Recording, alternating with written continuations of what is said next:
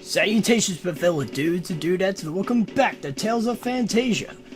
Last time, we entered the Dhaos Castle and completed the first half of it.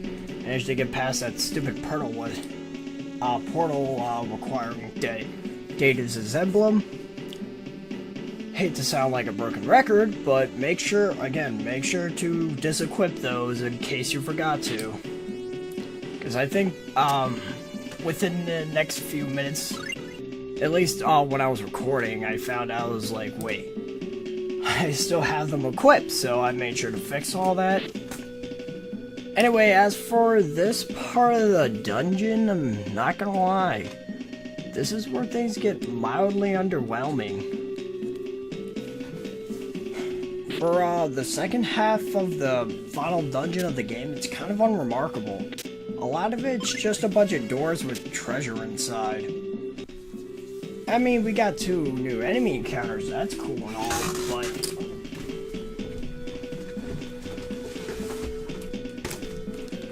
Sorry, I was grabbing something. Chair's still annoying as ever. But... the 2 new enemy encounters aren't that remarkable. One being a random encounter, and the other being a mini boss. I sort of started a little bit. I'm sorry. I'm sort of flustered right now because this is the second time I'm recording this today. Because for some odd reason, my recording software sort of crashed as I was wrapping up this voice recording, and I'm actually redoing it right now. It's really upsetting because it's only 13 minutes long. Like, it's a real pain in the ass.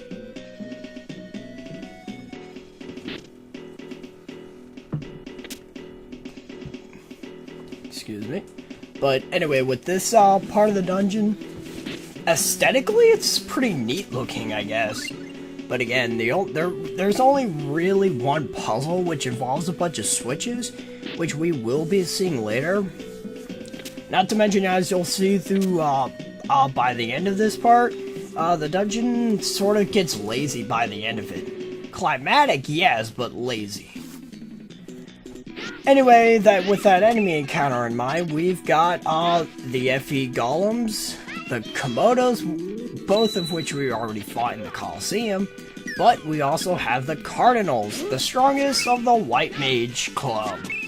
Meaning they're gonna use Thunder Hammer a whole lot, and that's their only gimmick. I'm serious. And the weird thing is that, yeah, it's a real pain because it's joined with the FE Golem, which is, or paired up, that would probably be better wording.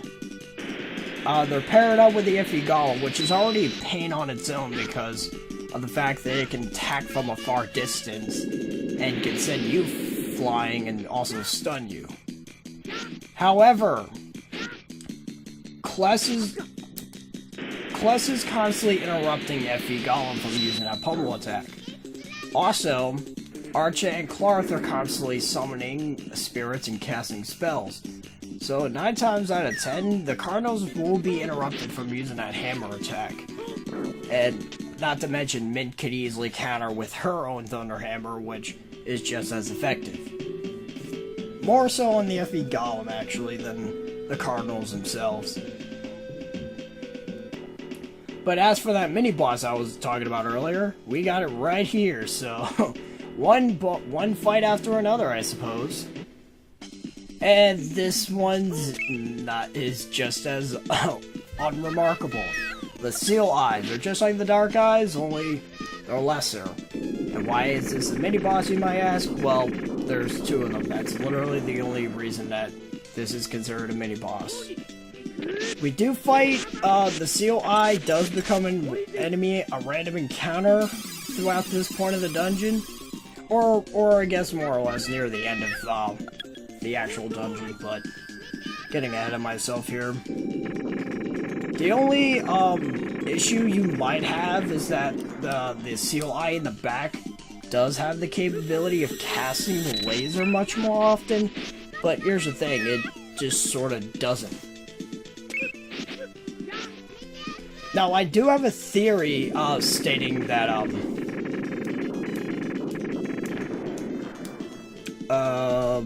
I'm sorry, I will be right back.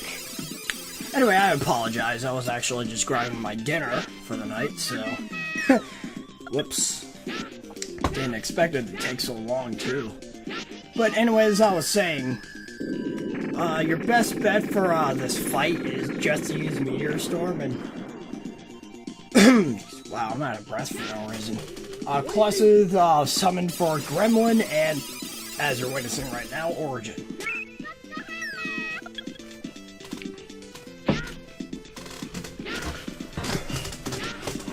The problem is, like, this fight would have actually been threatening if they were able to cast laser attack much faster, but since it takes so long to do, this fight doesn't pose a threat and therefore isn't necessarily needed.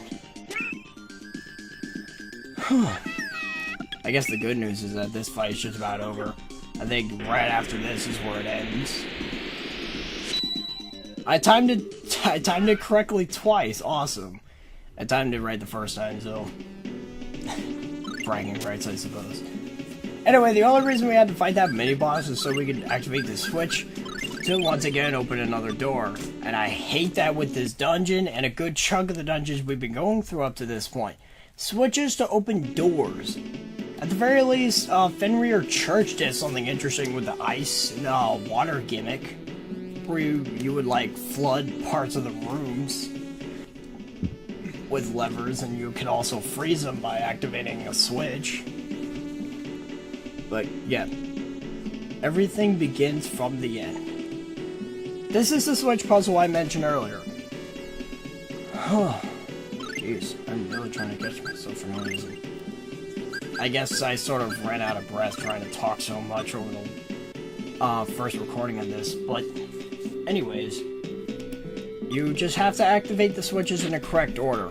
I sort of messed this up, was not following my guide correctly, sort of got lost as a result, and I, like, simply put, I pressed the switch, thought I activated it, and I just moved on. It didn't make a sound, it didn't have any animation, no light went on.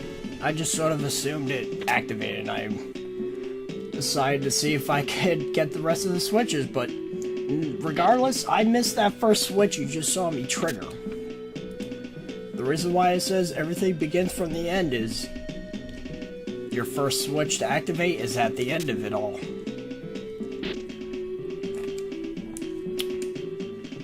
So all you gotta do, essentially, is activate the last switch you see, as well as pointing out where all the other switches are.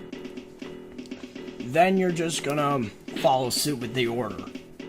And once you get to the end of it, or in this case, the beginning of it, the door should open. You should be smooth sailing.